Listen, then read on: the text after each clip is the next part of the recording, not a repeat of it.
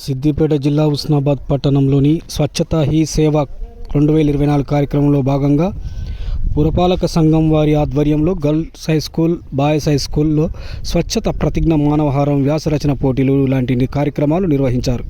ఈ కార్యక్రమాలకు ముఖ్య అతిథిగా పురపాలక సంఘం చైర్పర్సన్ ఆకుల రజిత వెంకన్న విద్యార్థులతో కలిసి స్వచ్ఛత ప్రతిజ్ఞలో పాటు విద్యార్థులు SHS ఆకారంతో పాటు మానవహారంలో పాల్గొన్నారు.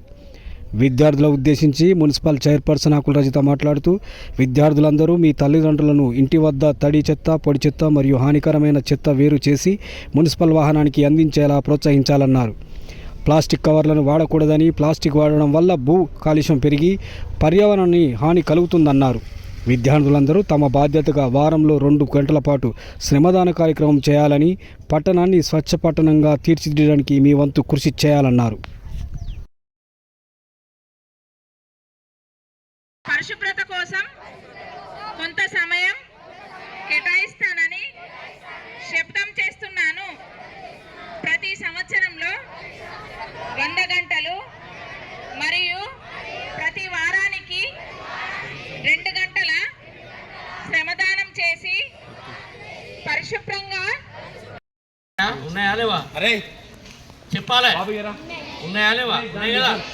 మనం ఎక్కడైతే ఎట్లా వాడతామో అక్కడ కూడా తప్పకుండా ప్రతి ఇంట్లో వెళ్ళగానే అమ్మ ఏది ఎందులో వేస్తుంది చూసి వాళ్ళకు ఒకటికి 4 సార్లు చెప్తే మాత్రమే ఈ వాతావరణం పరిశుభ్రమైన వాతావరణంగా ఉంటుంది. మనకి ఎలాంటి రోగాలు రాకుండా ఉంటాం. అది పట్టణం కూడా స్వచ్ఛ పట్టణంగా తయారవుతుంది. వెంకటేశ్వర బాగా కానుగుండని చెప్పిండా మేము వచ్చే ముందు మీకు.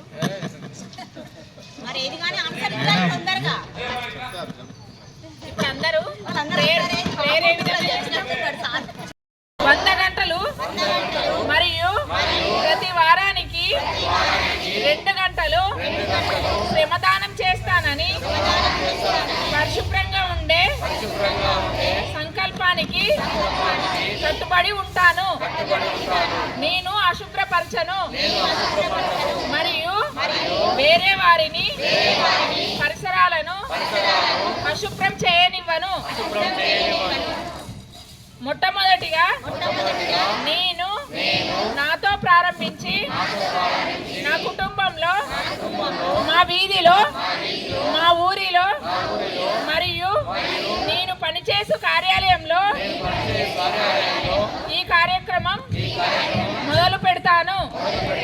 ప్రపంచంలో ఏ దేశంలోనైనా పరిశుభ్రత కనిపిస్తుందంటే దానికి కారణం ఆ దేశ ప్రజలు దాన్ని పరిశుభ్రంగా ఉంచడం, ఇతరులను అపరిశుభ్రత చేయనీయక పోవటమే అని నేను నమ్ముతాను.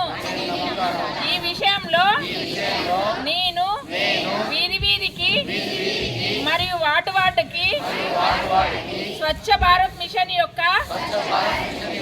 ప్రచారాన్ని నిర్వహిస్తాను. నేను ఈ రోజు నుండి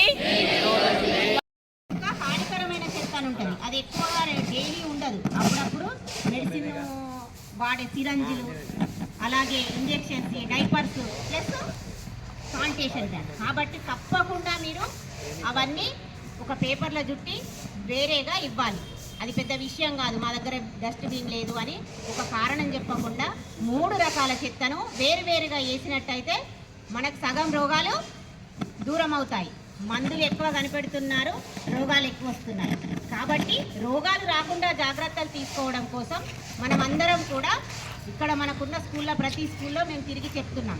మీరు కనుక అవగాహన చేసుకొని మీ ఇంట్లో చెప్తే తప్పకుండా మన హుస్నాబాద్ పట్టణం పరిశుభ్రంగా ఉంటుంది. కాబట్టి ఇదంతా మీరు మీ ఇంట్లో తప్పకుండా ఇక్కడ విన్నది ఇక్కడనే వదిలేయద్దు. ఇంటికి వెళ్ళి అమ్మకు చెప్పాలి, నాన్నకు చెప్పాలి.